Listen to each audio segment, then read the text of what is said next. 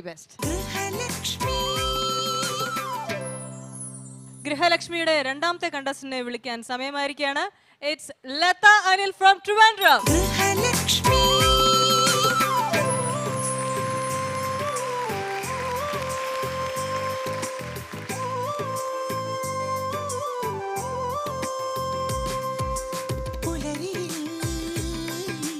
Hello Latha, എന്തൊക്കെയുണ്ട് വിശേഷം? വിശേഷം നല്ല വിശേഷം. ട്രിവാൻഡ്രത്ത് എവിടെയാണ്? ട്രിവാൻഡ്രത്ത് ശ്രീകാര്യം. ശ്രീകാര്യം. എനിവേസ് കൂടുതൽ നമുക്ക് പരിചയപ്പെടാം പ്രൊഫൈൽ കണ്ടതിന് ശേഷം. Okay, so daily routine and profile video കണ്ടിട്ട് തിരിച്ചു വരാം. ഓക്കെ. എൻ്റെ സ്വന്തം സ്ഥലം എറണാകുളമായിരുന്നു. ഞാൻ 8ാം ക്ലാസ് വരെ എറണാകുളത്താണ് പഠിച്ചത്. പിന്നെ അതിനുശേഷം എൻ്റെ അച്ഛൻ മരിച്ചു പോയപ്പോൾ ഞങ്ങൾ അമ്മയുടെ നാടായ ആലപ്പുഴയിൽ സെറ്റിലായി. അവിടെ ഞാൻ ഡിഗ്രി കംപ്ലീറ്റ് ചെയ്തില്ല. അതിന് മുന്നേ എൻ്റെ കല്യാണമായിരുന്നു. പിന്നെ എന്നെ കല്യാണം കഴിച്ചുകൊണ്ട് വന്നത് ട്രിവാൻഡ്രത്താണ്. എൻ്റെ ഹസ്ബൻഡിൻ്റെ പേര് അനിൽ.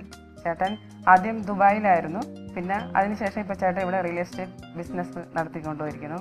പിന്നെ എനിക്ക് മൂത്ത മോൻ, 2 മക്കളാണ്. മൂത്ത മോൻ സനിൽ ദേവ്. മോൻ +2 പഠിക്കുന്നു ഇവിടെ സെൻറ് തോമസ് സ്കൂളിൽ. ഇളയാൾ 7th സെൻറ് മേരീസ് സ്കൂളിൽ.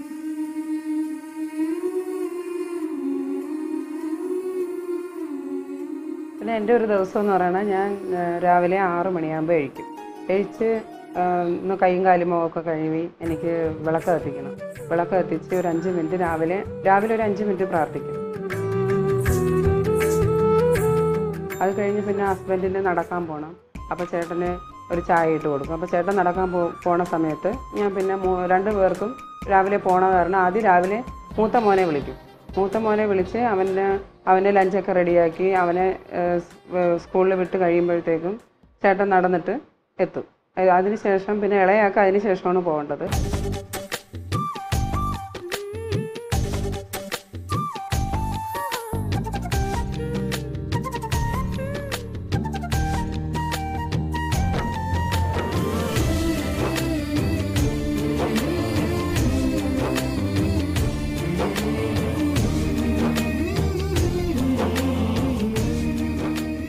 ഇളയാളെ വിട്ട് കഴിഞ്ഞ് കഴിഞ്ഞാൽ പിന്നെ അടുത്തത് ഹസ്ബൻഡിൻ്റെ ഡ്രസ്സൊക്കെ തേച്ച് ഹസ്ബൻഡിന് ബ്രേക്ക്ഫാസ്റ്റിനൊക്കെ കൊടുത്ത് ഹസ്ബൻഡിനെ വിട്ട് കഴിഞ്ഞാൽ പിന്നെ നേരെ എനിക്ക് ടെറസിൽ ചെറിയൊരു പൂന്തോട്ടമുണ്ട്. അവിടെ പോയി ചെടിക്കൊക്കെ വെള്ളമൊക്കെ ഒഴിച്ച് വളമൊക്കെ ചെയ്ത് അതിനകത്ത് എന്തെങ്കിലുമൊക്കെ കീടങ്ങളൊക്കെ ഉണ്ടെങ്കിൽ എല്ലാം മാറ്റി അതൊരു 1 മണിക്കൂറൊക്കെ എടുക്കും ആ സമയം.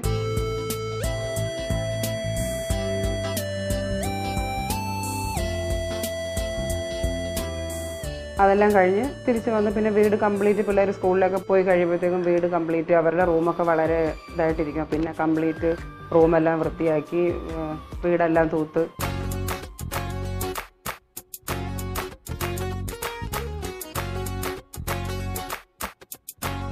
പിന്നെ തുണികൾ അങ്ങനെ ഒരുപാടൊന്നും ഞാൻ വാഷിംഗ് മെഷീൻ ഇടാത്തില്ല. ബെഡ്ഷീറ്റ് അങ്ങനെയുള്ള കാര്യങ്ങളൊക്കെ വാഷിംഗ് മെഷീനിൽ ഇടുള്ളൂ. ബാക്കിയെല്ലാം വെളിയിൽ ഞാൻ കല്ലിലാണ് കൊണ്ടിട്ട് കഴുകണത്. അത് കഴിഞ്ഞ് പിന്നെ ഞാൻ വന്നൊന്ന് കുളിച്ച് കഴിഞ്ഞ് കുറച്ച് നേരം TV എല്ലാം കണ്ടുകൊണ്ടിരിക്കുമ്പോഴത്തേക്കും ചേട്ടൻ വരും. ചേട്ടൻ 2 മണിയൊക്കെ ആകുമ്പോഴത്തേക്കും എത്തും. അത് കഴിഞ്ഞ് അപ്പോൾ ചേട്ടൻ ഉച്ചയ്ക്ക് ചപ്പാത്തിയാണ് കഴിക്കണം. അപ്പോൾ ചേട്ടന് ചപ്പാത്തിക്ക് എന്തെങ്കിലും സ്പെഷ്യൽ കറി അപ്പോഴുണ്ടാക്കണം എനിക്ക്. അത് കഴിഞ്ഞ് ഞങ്ങൾ 2 പേരും ഒരുമിച്ചിരുന്ന് കഴിച്ച് കുറച്ച് നേരം TV കണ്ട് അങ്ങനെ റെസ്റ്റ് ചെയ്തിരിക്കുമ്പോൾ മൂത്തയാൾ വരുമ്പോൾ അവനൊന്ന് ഫ്രഷായിട്ട് വരുമ്പോൾ അവന് കഴിക്കാനായിട്ടുള്ള ആഹാരം കൊടുത്തു കഴിയുമ്പോഴത്തേക്കും ഇളയാൾ വരും. അവനും ആഹാരമൊക്കെ കൊടുത്ത് കഴിഞ്ഞ് അവർ കുറച്ച് നേരം കളിക്കാനും ഒക്കെ അങ്ങോട്ട് മുറ്റത്തോട്ട് പോകും. അപ്പോൾ പിന്നെ കുറച്ച് നേരം കുറച്ച് സമയം കുറച്ച് റെസ്റ്റായിരിക്കും. അത് കഴിഞ്ഞ് പിന്നെ എനിക്ക് സന്ധ്യയ്ക്ക് വീണ്ടും കാലുമുഖമൊക്കെ കഴുകി സന്ധ്യയ്ക്ക് എനിക്ക് വിളക്ക് കത്തിക്കണം. വിളക്ക് കത്തിക്കുമ്പോൾ വൈകുന്നേരം എനിക്കൊരു 1/2 മണിക്കൂർ പ്രാർത്ഥിക്കണം.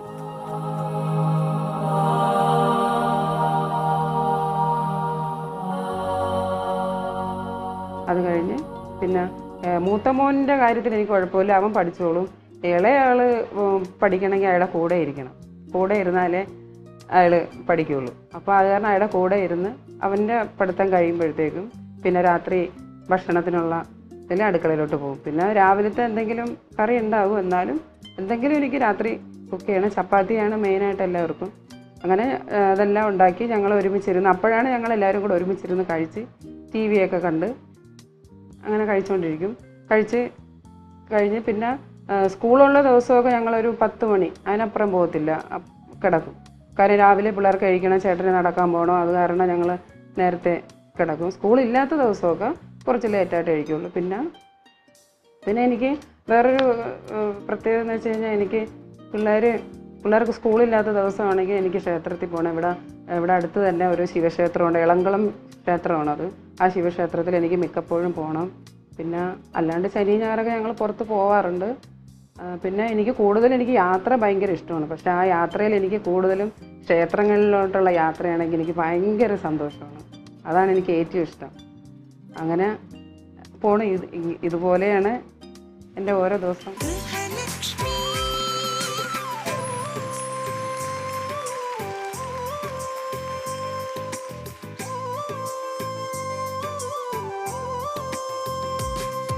Hi, welcome back. പിങ്ക് ആണെന്ന് എല്ലാവരും. So I M so GLAAD ഒരു പിങ്കും കൂടെ കിട്ടിയതുകൊണ്ട്. എനിവേസ് പ്രൊഫൈൽ നല്ല രസമുണ്ടായിരുന്നു. എക്സ്പെഷ്യലി ആ ഗാർഡൻ, നല്ല ബ്യൂട്ടിഫുൾ ഗാർഡൻ, വളരെ കളർഫുൾ ഗാർഡൻ ആയിരുന്നു. പിന്നെ എനിക്ക് ആ പൂജ റൂമിൻ്റെ ആ ഒരു യൂണിറ്റി എനിക്ക് ഇഷ്ടപ്പെട്ടു. 2 വ്യത്യസ്തമായിട്ടുള്ള റിലീജിയൻ്റെ ഫോട്ടോസ് വെച്ചിട്ട് ആരാധിക്കുന്നത്. ഡെഫിനറ്റ്ലി അതെന്താന്നൊക്കെ നമുക്ക് ചോദിക്കാം, ജഡ്ജസിനോട് തന്നെ ചോദിക്കാം അഭിപ്രായം. എനിവേസ് രഞ്ജിനി ചേച്ചി എങ്ങനെ ഉണ്ടായിരുന്നു? ലത, വളരെ നന്നായിരുന്നു. ഒരു സിമ്പിൾ ഒരു ഹൗസ് വൈഫ് ഡെയിലി റുട്ടീൻ എങ്ങനെ, അതല്ലേ ഗൃഹലക്ഷ്മി അബൌട്ട്, അതുകൊണ്ട് ഇഷ്ടപ്പെട്ടു. എനിക്ക് ആ രാവിലെ ഉണ്ടാക്കുന്ന ഫുഡ് ചിരട്ടപ്പൊട്ട്, അത് എൻ്റെ ഹസ്ബൻഡിന് വളരെ ഇഷ്ടമാണ്. സോ അത് കണ്ടപ്പോൾ എനിക്ക് പെട്ടെന്ന് പുള്ളിക്കാരനെയാണ് ഓർത്തത്. ഓക്കെ, പിന്നെ നോർമൽ ഒരു ഹൗസ് വൈഫിൻ്റെ റുട്ടീനാണ് ചെയ്ത് വളരെ നന്നായിരുന്നു. All the very very best. വളരെ സന്തോഷം പരത്തുന്ന ഒരു പ്രൊഫൈൽ. അങ്ങനെ ഒരു മനുഷ്യ സ്ത്രീ എങ്ങനെയൊക്കെയാണ് പോകുന്ന ഒരു കുടുംബിനി. പക്ഷേ എനിക്ക് എപ്പോഴും ചെറിയൊരു സന്തോഷത്തിലുപരി ഒരു ഗൃഹനാഥ എന്ന് പറയുമ്പോൾ ഇങ്ങനെയൊക്കെയാണ് വീട്ടിൽ ഭർത്താവിൻ്റെയും മക്കളുടെയും കാര്യം നോക്കുക എന്നുള്ളതൊക്കെയാണ് പ്രധാന ഡ്യൂട്ടീസ്. പക്ഷേ എങ്കിലും എവിടെയോ ഒരു വിഷമം തോന്നും. കാരണം ഇവരാരെയും അധികം സന്തോഷിക്കുന്ന കാര്യങ്ങളൊന്നും പറയുന്ന കാണുന്നില്ല. അതായത് ഇപ്പോൾ ആണുങ്ങൾക്കെന്ന് പറയും പണ്ട് പരസ്യത്തിൽ why should men have all the fun എന്ന് ചോദിക്കുന്നുണ്ടല്ലോ ഒരു ആക്ട്രസ്. പക്ഷെ അതുപോലെ അപ്പോൾ രാവിലെ മുതൽ വീട്ടിനകത്ത് ചിലപ്പോൾ പോകുന്നുണ്ടാവാം, വെളിയിൽ പോകുന്നുണ്ടാവാം എല്ലാം. പക്ഷേ ഞാൻ അതും കൂടി ഒന്ന് പറയണം, ഞങ്ങൾ ഇന്നടത്ത് പോകുന്നുണ്ട്, ഞങ്ങൾക്ക് വളരെ സന്തോഷം, ഞങ്ങൾ ടൂർ പോകുന്നുണ്ട്, അത് പോകുന്നുണ്ട്, ഇതൊക്കെ ഒന്ന് പറഞ്ഞാൽ അല്ലാതെ തന്നെ നിങ്ങൾ സന്തുഷ്ടയായിരിക്കാം, നിങ്ങൾ ഫാമിലിയായിട്ട് വളരെ ഹാപ്പി ആയിരിക്കും. പക്ഷേ എന്തോ ഇത് കാണുമ്പോൾ എനിക്ക് തോന്നുന്നു ഇത് മാത്രമായി പോകുന്നു സ്ത്രീകളുടെ ജോലി. ചെറിയൊരു വിഷമം തോന്നുന്നുണ്ട്. കാരണം ഞാൻ വീട്ടിലെ ഭാര്യയുടെ എപ്പോഴും പറയാറുണ്ട്, നിങ്ങൾക്ക് നിങ്ങളുടെ ഇഷ്ടം പോലെ ജീവിക്കാം, കാരണം വെച്ചാൽ സന്തോഷം വേണം. ഞങ്ങൾ പറയുന്നത് കാരണം എത്രയോ കാലം അവരുടെ അച്ഛനമ്മമാരുടെ കൂടെ കഴിഞ്ഞിട്ട് പെട്ടെന്ന് ഒരു ദിവസം നമ്മുടെ കൂടെ വന്നിട്ട് ഒരു ദിവസം കൂടെ എല്ലാം അഡ്ജസ്റ്റ് ചെയ്യാതെ എനിക്കത് ചിന്തിക്കാൻ പറ്റില്ല. കാരണം എനിക്ക് മാറാൻ പറ്റില്ല, അപ്പോൾ അവരും അങ്ങനെ മാറണമെന്നില്ല. പക്ഷേ ഇതൊക്കെ ഓരോരുത്തരുടെ ഇഷ്ടങ്ങളാണ്. ഞാൻ എൻ്റെ ഒരു ഇത് പറഞ്ഞെന്നുള്ളൂ. എങ്കിലും വളരെ നല്ലൊരു പ്രൊഫൈൽ. എനിക്ക് ചോദിക്കാനുള്ള 1-2 ക്വസ്റ്റ്യൻസ് ചോദിച്ചിട്ട് പ്രൊഫൈലിലേക്ക് ഞാൻ പ്രീ ഡിഗ്രി അല്ല ഡിഗ്രി കംപ്ലീറ്റ് ചെയ്തു എന്ന് പറഞ്ഞല്ലോ. ഇല്ല, കംപ്ലീറ്റ് ചെയ്തില്ല. എന്തുകൊണ്ടാണ് ചെയ്യാത്തത്? അത് അപ്പോഴേ കല്യാണമായി. ആലോചന ഏത് ഫസ്റ്റ് ഇയറിൽ വെച്ച് തന്നെ വന്നോ ഇല്ല തേർഡ് ഇയർ ആയപ്പോഴത്തേക്കും? തേർഡ് ഇയർ എത്തിയ ശേഷം കല്യാണ ആലോചന വന്നപ്പോഴത്തേക്കും എനിക്ക് അത് കൂടുതലും എൻ്റെ അച്ഛൻ മരിച്ച് പിന്നെ അമ്മയാണ് എല്ലാ കാര്യങ്ങളും നോക്കണത്. അപ്പോൾ പിന്നെ ചേട്ടന്മാർക്ക് ജോലി ഉള്ളതുകൊണ്ട് അവരാണ് എന്നെ അത്ര വരെ പഠിപ്പിച്ചതുമല്ല. അപ്പോൾ പിന്നെ അവർ കല്യാണം കഴിഞ്ഞതിന് ശേഷം പിന്നെ അവർക്ക് അതിനൊരു ബുദ്ധിമുട്ട് വന്നു. അപ്പോൾ അവർ അമ്മയടുത്ത് തന്നെ പറഞ്ഞു, ഇനി കല്യാണം നടത്താം, അത് മതി എന്ന് പറഞ്ഞു. അതായത് കല്യാണം കഴിക്കാതിരിക്കുന്നത് അവർക്കൊരു ബുദ്ധിമുട്ടായെന്നോ? ഇനി മുന്നോട്ട് പഠിപ്പിക്കാനൊക്കെ അവർക്ക് ഒത്തിരി ഒരു ബുദ്ധിമുട്ട് പോലെ തോന്നി. അപ്പോൾ അത് കാരണം ഇനി അങ്ങ് കുഴപ്പമില്ല കല്യാണം. സെക്കൻഡ് ഇയർ വരെ പഠിപ്പിച്ചവര് ഒരു തേർഡ് ഇയർ കംപ്ലീറ്റ് ചെയ്യാൻ വിട്ടില്ല എന്ന് പറയുന്നത് അത് അവരുടെ കല്യാണം തോന്നുന്നു സാഹചര്യങ്ങൾ നമുക്ക് മനസ്സിലാക്കാൻ പറ്റാത്ത പല സാഹചര്യങ്ങളും ഉണ്ടാവും. എന്നാലും നമ്മളുടെ ജീവിതത്തിൽ പഠനം, ക്വാളിഫിക്കേഷൻസ്, ഇതൊക്കെ വളരെ ഇമ്പോർട്ടൻ്റ് ആയിട്ടുള്ള കാര്യങ്ങൾ. അത് നമ്മൾ ഒരിക്കലും കൈവിടാൻ പാടില്ല. എസ്പെഷ്യലി ഇല്ലാത്ത തേർഡ് ഇയർ വരെ എത്തിയ ഒരു പെൺകുട്ടി അറ്റ്ലീസ്റ്റ് പ്രൈവറ്റ് ആയിട്ടാണെങ്കിലും ആ പേപ്പേഴ്സ് എഴുതിയെടുക്കണമായിരുന്നു എന്ന് എനിക്ക് തോന്നുന്നു. പിന്നെ ഈ ജീസസിന്റെ പിക്ചറും ഹിന്ദു ഗോഡ്സിന്റെ പിക്ചറും രണ്ടും കൂടെ വെച്ച് പ്രാർത്ഥിക്കാൻ അതിലെന്താ? അത് ഞങ്ങൾക്ക് എൻ്റെ ഹസ്ബൻഡിനാണ് കൂടുതൽ അത് വിശ്വാസം. കാര്യം ഹസ്ബൻഡ് ഗൾഫിലായിരുന്നപ്പോഴത്തേക്കും അവിടെ വെച്ച് ചേട്ടൻ ഇങ്ങനെ ചർച്ചിലൊക്കെയാണ് പോയിക്കൊണ്ടിരുന്നത്. അപ്പോൾ അപ്പോഴേ ചേട്ടൻ അതൊരു വിശ്വാസമായിരുന്നു. അപ്പോൾ ഞാൻ കല്യാണം കഴിച്ച് വന്നപ്പോഴും ചേട്ടൻ ആ ഒരു വിശ്വാസത്തോടെ ഇപ്പോഴും ഞങ്ങൾ രണ്ടും ബേസിക്കലി ഹിന്ദു ആണ്, ബട്ട് ഓക്കെ. അപ്പൊ ഹസ്ബൻഡിന്റെ ഒരു വിശ്വാസങ്ങളും ഏറ്റെടുത്ത് അത് രണ്ടും പ്രാർത്ഥിക്കുന്നു, അതും നല്ലതാണ്. പിന്നെ ഈ പറഞ്ഞ ഒരു യാത്ര ചെയ്യാൻ ഇഷ്ടമാണ് എങ്കിലും യാത്ര ചെയ്ത് പോകുന്നത് അമ്പലത്തിലേക്കാണ്. എന്തിനാ ഇത്രയധികം പ്രാർത്ഥിക്കുന്നത്? എനിക്ക് അതൊരു ഭയങ്കര ഒരു വിശ്വാസം, ഒരു എല്ലാം കൊണ്ട് എനിക്കൊരു ഐശ്വര്യമാണ്. അങ്ങനെ ഒരു അതാണ് എനിക്കൊരു സന്തോഷം. പിന്നെ എനിക്ക് ഓവറോൾ ഒരു ഇപ്പോൾ രഞ്ജിനി പറഞ്ഞ പോലെ ഒരു സിമ്പിളായിട്ടുള്ള ഒരു വീട്ടമ്മ, ഒരു കുടുംബിനിയെ ആണ് ആ പ്രൊഫൈലാണ് കണ്ടത്. പക്ഷേ ഞാൻ ശ്രദ്ധിച്ച ചില കാര്യങ്ങൾ, ആ ഒരു ബെഡ്റൂമിൽ ഉള്ള കളർ കോമ്പിനേഷൻ, പച്ച, ഓറഞ്ച്, കേർട്ടൻ റെഡ്, അപ്പോൾ ഭയങ്കര കളർഫുള്ളായിട്ടുള്ള ഒരു കോമ്പിനേഷൻ. അതേപോലെ ഗാർഡനിലും പൂക്കൾ ഭയങ്കര കളർഫുൾ, കോൺട്രാസ്റ്റും കളർഫുള്ളും. അപ്പം നമ്മൾ ഈ ഒരു സിമ്പിളായിട്ടുള്ള ഒരു വ്യക്തിയിൽ ഇത്രയും കളർഫുള്ളായ മോഹങ്ങൾ എവിടെയോ താഴെ ഒളിച്ച് കിടക്കുന്നുണ്ടെന്നാണ് എനിക്ക് തോന്നുന്നത്. എനിക്ക് വെച്ചാൽ ഈ റെഡ് ഗ്രീനൊക്കെ ഭയങ്കര ഇഷ്ടമാണ്. എനിക്ക് ആ കളറൊക്കെ ഇഷ്ടമാണ്. എൻ്റെ ഭാഗ്യ കളറെന്ന് പറയണത് തന്നെ റെഡാണെന്നാണ് പറയണത്. അപ്പം അതുകൊണ്ടാണ് പിന്നെ മോൻ്റെ റൂമിൽ മോൻ ആ കളർ മതി എന്ന് പറഞ്ഞുകൊണ്ടാണ്. റൂമിൽ നമ്മൾ എന്ത് കളർ വേണമെങ്കിലും നമ്മൾ അടിക്കാം, അതിലൊരു തെറ്റൊന്നുമില്ല.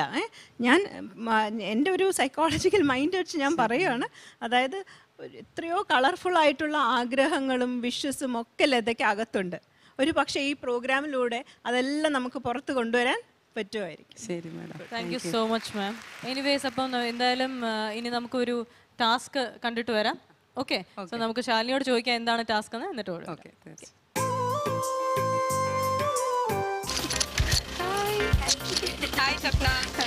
ഷഫ്ന വന്ന ശേഷം ഒരു ജസ്റ്റ് ഒരു ലേറ്റ് ബാക്ക് ആറ്റിറ്റ്യൂഡ് ആയി പോയി. ഇത് ഹസ്ബൻഡ്, ഇത് മൂത്ത മോൻ, ഇളയാളെവിടെ? ഷഫ്ന ഹാപ്പി ആവാൻ ഇനി എന്താ ചെയ്യും? ഷഫ്ന എങ്ങനെ ഒരു 10,000 രൂപ വെച്ചിട്ട് നിർത്തി കൊടുക്കേണ്ടി വന്നേനും.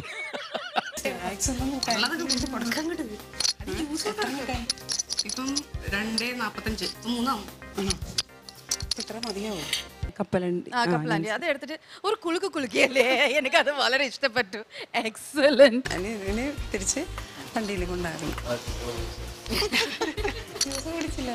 ഓൾറെഡി ആങ്ഷ്യസ് ആയിട്ട് ഇരിക്കുന്ന ആളെ ഞാൻ കൂടുതൽ പേടിപ്പിക്കുന്നില്ല.